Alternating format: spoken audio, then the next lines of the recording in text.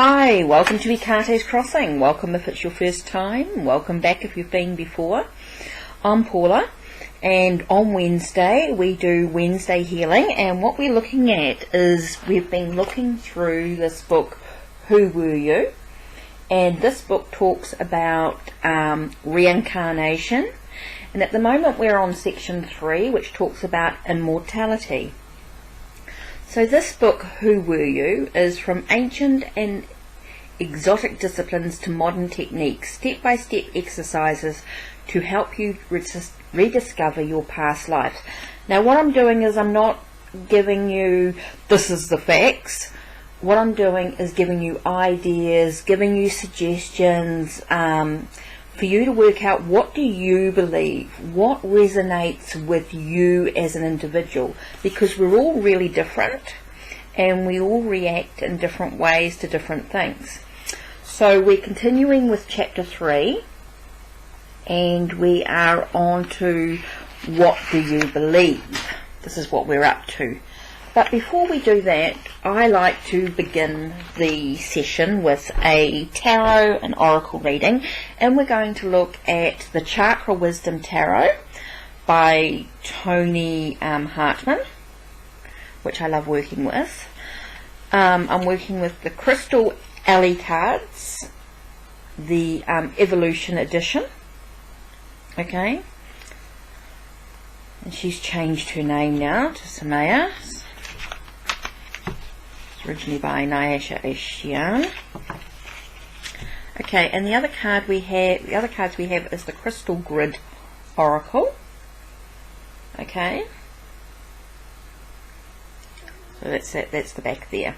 So what we're going to do is we're going to take a moment to reflect on our journey and who were you? So who am I at this time, or who are we at this time? Who were we in the past? What do we need to reflect and contemplate on as we move through this journey of discovery? So let's have a look at the cards.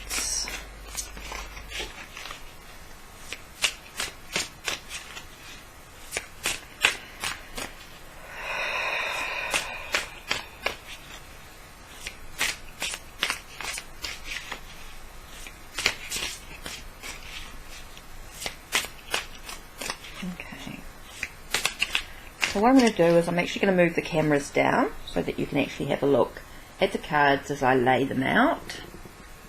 So let's see how we do here. Okay, so let's begin with card number 1.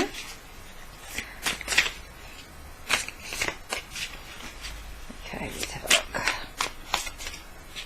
Okay, card number 1. We begin with the Knight of Swords. Knight of Swords. So Knight of Swords is about communication. This is about the throat chakra, so this is about communicating your ideas without rushing ahead, taking your time, taking a breath, making sure you strategize and plan in the direction that you're actually moving in. So in the way that you want to communicate with what's going on for you is really important. So let's have a look. Card number 2 is 8 of Cups, and this to me is a very sort of say a sacral, it's very sacral sort of, it's very much between the base chakra and the sacral chakra, so it's very much about making sure you're staying grounded, but also about your identity and who you are at this time. So when you work out who you are, you've got the ability to sort of move into the direction that you actually need to walk in. This is about the direction that you're walking in. What are you leaving behind so that you can actually walk into that direction? Oh, it's not very good with this sun moving in. I might try and see if I can close the blinds and see if we can get some decent.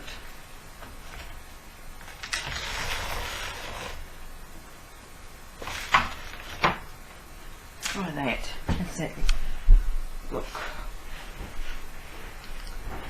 Whoops, let's move this back a bit so you can actually see the... I'm always trying to work out the direction to put the cards, isn't it? Can be a bit tricky sometimes. So we're looking at the direction we're actually moving in, making sure we've got plans, making sure we'll be able to communicate clearly, self-express who we truly are as we leave behind what maybe is not serving us so well, and moving into maybe what seems unknown at this time, and definitely being able to identify who we truly are as an individual and the energy that we may find ourselves with at this time. So card number 3 talks to us, Queen of Wands, and we're moving into the crown, the third eye. The third eye here. So I feel like it's very much about your truth, and it's your truth in regards to the projects or your desires, your passions, your ambition, being able to be there maybe for other people. Maybe you've got someone who comes into your life who is there for you at this time, as you you're able to say to them, hey, look, I really need some help at the moment, I need some guidance with a project, with something that's going on, and they're able to be there for you, which is really important. So you'll be able to see that in a sense of awareness. You see the truth of what's actually going on, which is quite important as well for you. So card number 4 for us for today. Oh, I felt that go then. So this one here is the 2 of Cups. So this is a sacral chakra. And so this is very much about being in balance, making sure we're able, within our own identity with who we are we able to emotionally connect, and how we manage this relationship within ourselves or within others is really, really important. So last card, card number 5. Okay, card number 5 is the Emperor. So this is the throat chakra. Again, you've got that sense of communication, and this is about ruling your life, taking control. Maybe you find yourself in a leadership role at this time, and it's about how do you express who you are, how do you communicate clearly about what you want to achieve in this role as a leader or a manager or a boss in some way. Feels very important at this time. So we've got the Knight of Swords, which is about communicating. You've got 2 of the throat chakra, which is about communicating.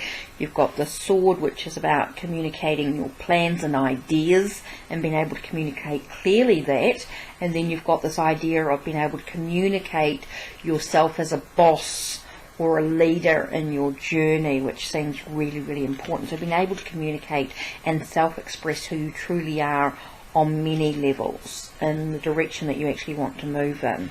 And here you've got the sense of this, both I feel like moving into the solar plexus, the sacral chakra should I say, moving into the sacral chakra, even though we have got this root chakra here, which talks about your identity with who you are, but also about your energy, your vitality. Seems very important.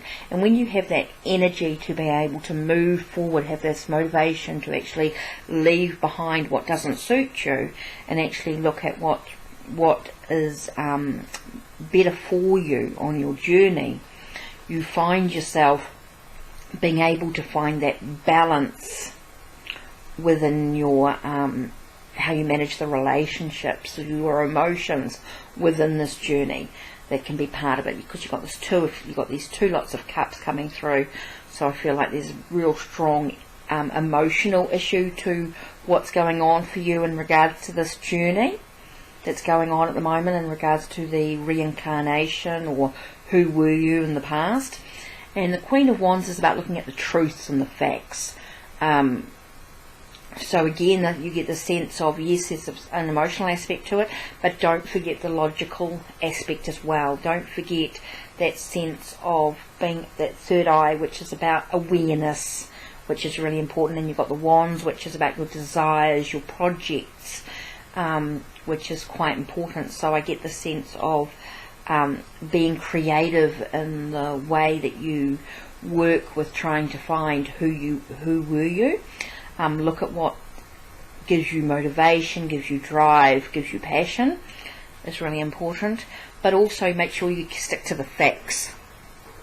Facts seem to be really, really important to this aspect.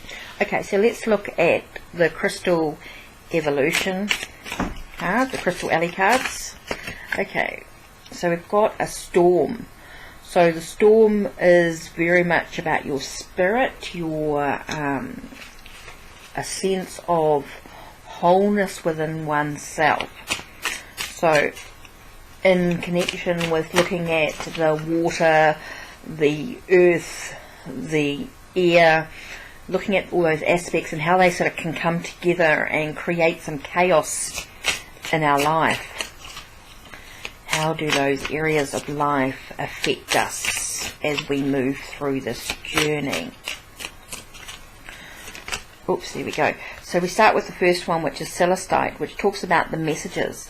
So what messages do we actually receive within our intuition, our third eye? What messages do we actually get coming through in that area of our life? So that seems quite important to look at. So what messages are of value to your life too? Because there's lots of messages that come through that we might find ourselves bringing into our lives, and it could be because of what other people have said, that aren't of value to your life. So what messages are of value?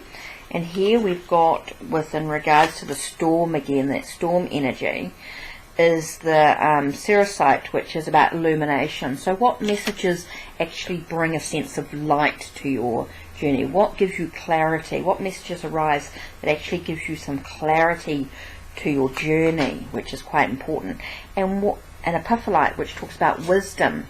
So again, you've got that sense of, so what messages come through that bring you illumination, which brings you the wisdom that you actually need, and which actually gives you intention. So here we have Topaz. So we've got the sense of attention to your journey as well.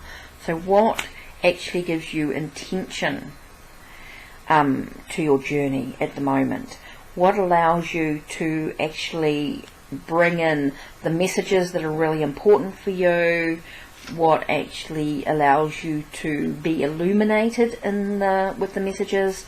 What messages that are illuminated actually brings you wisdom? What gives you the intention to where you want to be? And it's all about a sense of mindfulness. Mindfulness seems to be very important. So it's about meditation, reflection, and contemplation. It's about doing the exercises that are given to you as we move through this process, and looking at what's of value to you as you answer the questions. What gives you reflection? What answers are honest within you? What gives you the integrity for you to actually move through? So it's a very intuitive process, as you can see by the cards. There is a little bit about you. Again, you get that sacral chakra, which is very much about your being able to your identity and who you are, which seems really, really important. It also is about that energy, that vibration that allows you to, I want to say, stand in your own power in a way. Even though I haven't got any solar plexus cards, I'm sort of getting a sense of being empowered by knowing this information that's coming through for you. It seems really, really important. Whoops, I've just knocked the camera, sorry. Okay, so I'm going to do the Crystal Grid Tarot, Crystal Grid Oracle. So what card is going to be reflective of the message that we've got at this time? Oop, it flies out. And we've got the heart protection. It's about protecting our heart, making sure we're not getting too emotional with what's actually going on. And it is a pink fluorite, which seems really important for us at this time.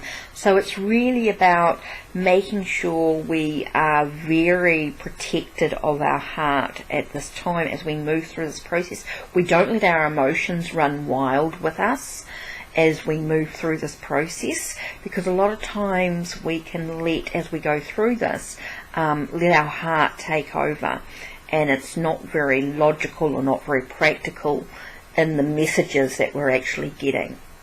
We're letting our heart overrun the logic or the practical messages that are actually coming through. They're ruling our intentions, when sometimes our intentions need to be a little bit more practical. We need to be a little bit more about the facts that are actually going on. So there we are. That's the Chakra Wisdom Tarot by Tori Hartman. We've got the Crystal Alley cards, the Evolution Edition by Samaya, which is actually Nyasha Ashian. And then we have the Crystal Grid Oracle as well. And the Crystal Grid Oracle is by Nicola McIntosh. Okay, so that's the box there.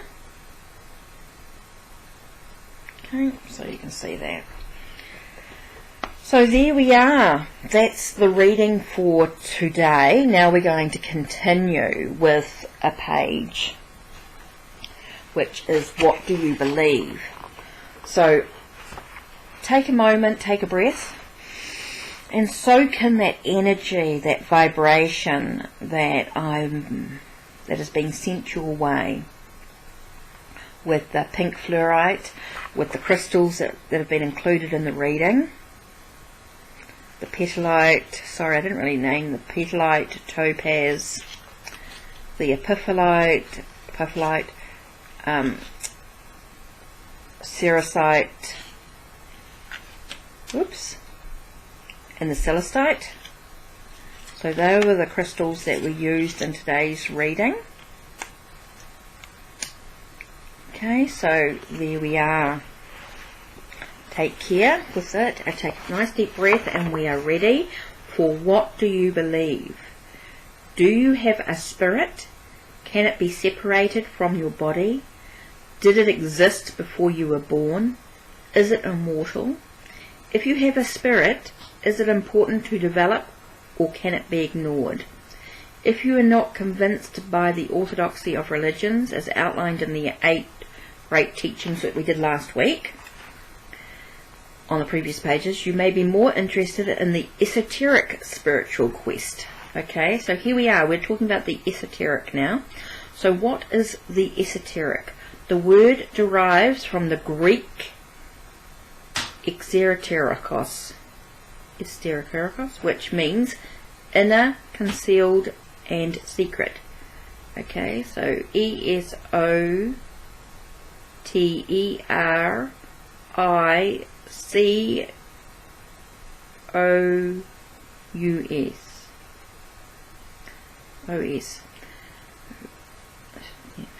Okay, so inner, concealed, and secret. And occultists are those who are initiated into the secrets of esoteric knowledge.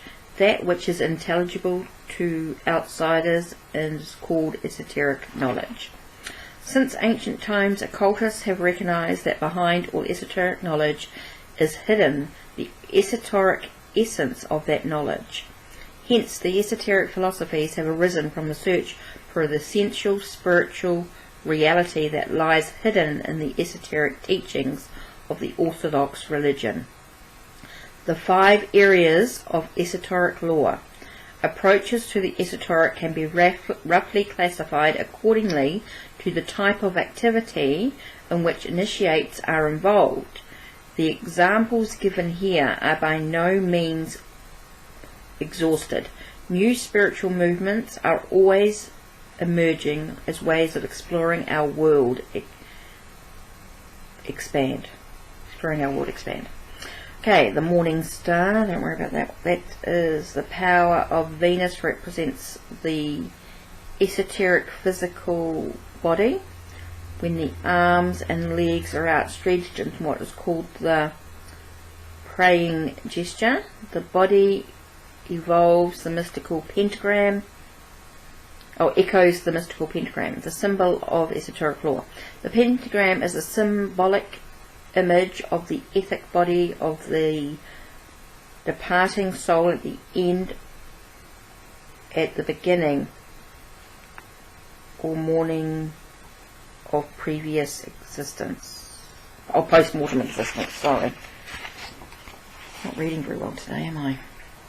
So here we go. Let's see if I can show this up a little bit. So there we go. So that's it there.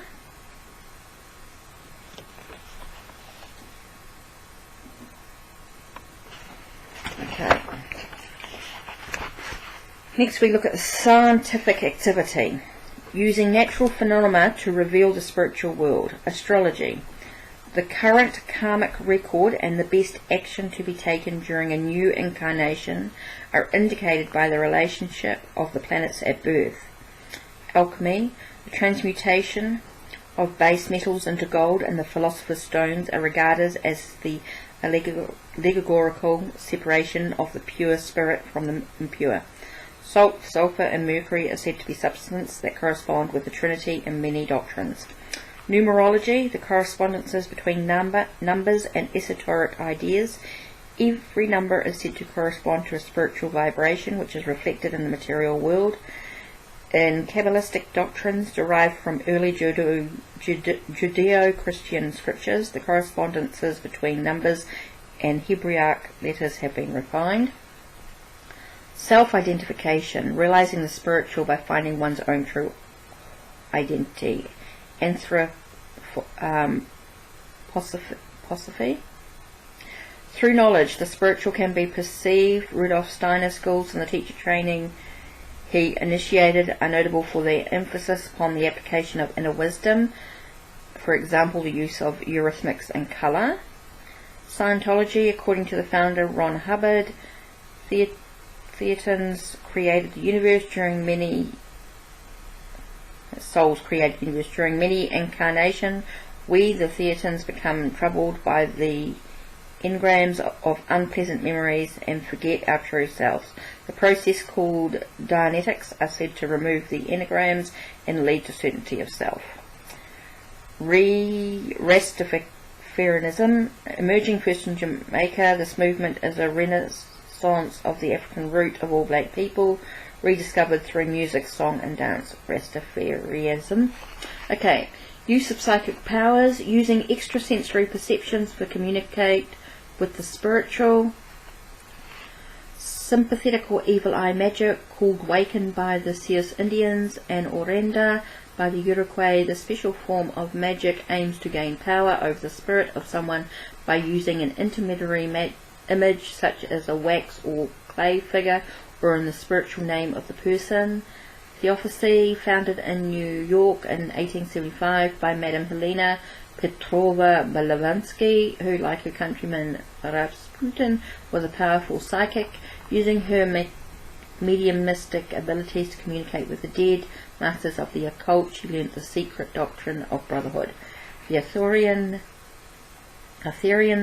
Society, cosmic masters from the interplanetary parliament, including Krishna, Jesus, Buddhists, are said to have chosen Dr. George King of London as their channel of communication in 1954. UFOs are claimed to be vehicles for visits to Earth by these higher intelligences. Communal activity, using communal rituals to gain access to the spiritual. The Findhorn Foundation, founded by Eileen Caddy, who was given divine guidance and known in the University of Light. Findhorn is a contemporary mixed community in NE Scotland, North England and Scotland, where spiritual harmony is sought through practical and creative work in which everyone participates. Freemasonry. An ancient brotherhood of secret rituals with a distinct hierarchy and a spiritual purpose in the business, local and family communities in which each lodge of Masons is situated. The holy orders, all orthodox doctrines, have produced small groups of men or women who have left the mainstream to live together in a spiritual quest. Monastic life is typical of the ordered communal lifestyle designed to help initiates develop spiritually and have influence on the spiritual world outside. Physical movement.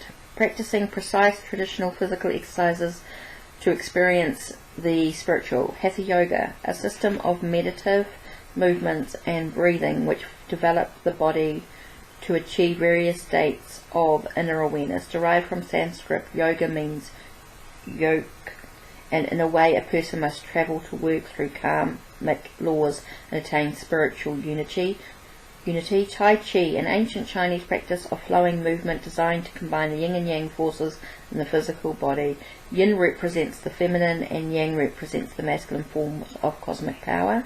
Sufi whirling, a rhythmical whirling dance used by the Sufi sect in which concentric circles of people spin on their own central axis, which while moving around in circles matching the solar system. The dance may last for hours and result in profound changes of awareness. Those wishing to undertake the spiritual quests and experiences, revelations, must learn and practice the secret activities involved. This is usually done through a teacher or by attending a strict program of activities which is designed to initiate newcomers. Total commitment is central to membership of any esoteric group. Contrary to popular fears, only a fraction of esoteric practices are devoted to evil. Perhaps it is the secrecy of esoteric that engenders fears among the initiated. Then we move into what is reincarnation. I'm just going to do a little bit of this because time is moving rather quickly with that reading, and I don't want to do too much information because it becomes overwhelming. So we're doing reincarnation as a word derived from Latin, which is used by occultists to mean the repeated descent of the human spirit or monad from the spiritual realm into a physical body, which itself is not only of flesh and blood. Almost all esoteric doctrines teach that the purpose of reincarnation in the evolution and expansion of the monad through experiences that can only be gained on the earthly plane. The esoteric view of a fully involved person. To understand theories of reincarnation, it is necessary to be aware that some parts of the incarnate monad are perishable and others are internal. Dissatisfaction between personality and individuality. Personality, which is perishable. Esoterically, the personality consists of the character during a single lifetime, which includes the physical body, the energy that keeps the body alive, the personal memories, and the karmic strength and weaknesses acquired during that lifetime. The personality itself perishes through an influence remain as part of the individuality. Individuality, which is immortal. Individuality means undivided and consists of all those essential spiritual parts of a living person that will continue to exist after the end of a particular lifetime. The fully evolved spirit is a trinity, and the monad from whence it evolved then causes to reincarnate. The 7 parts of a living person. Okay, so we've got the first part, which is your individuality, which is your mortality. Okay, spirit. Atman, the divine cosmic principle. Buddha, the state of the nirvana. And the minus, M-I-N-A-S, the individual cosmic intelligence. Next we've got, for the personality, we have soul, which is ego, the psyche or personal conscious of self. The ego forms a link between the monad and the bodies. Spirit, okay. Astral body, independent consciousness which can be separate from the physical body and may continue to exist after death. Astral experiences during the Buddha, the state of nirvana's attempt through astral consciousness. etheric body, which is number 6, which is the life-giving force which gives out the aura. The physical body cannot exist without the etheric body, which is the first to dissolve shortly after death. The etheric body is an operational image of the monad, so although visually it matches the shape of the physical body. Feeling the energy flow of the etheric body enables the whole monad body to evolve. Last, matter. Physical body. Material flesh that grows from the egg and sperm and disintegrates at death. The physical body includes all functional aspects such as mind, emotions, skills and memories, etc. The activities of the person in his or her material form develop the minors. Although the eightfold labyrinth of the mind and the body are inseparable in most esoteric doctrines. Okay, I think that will be pretty much enough. That's over half an hour. So even though it has been 15 minutes with the reading and that, I don't want to sort of take too long with uploading the video. So we will continue with what is reincarnation next week, as we look at this side, this side of the page. We will continue. So just some thoughts to think about over the week is the principle of individualization, the mechanics of reincarnation, alternative names for the etheric body. So that'll be interesting to look at, the originator, so what language it comes from, and then the name of the life force will be interesting to look at next week. So that's it for today. Take care and blessed be, and see you again soon for some more videos. I do have some VRs that I do want to do, which will be good to catch up after watching some of the videos on my watch list. So take care and blessed be from Hekate's Crossing. Enjoy the rest of your week.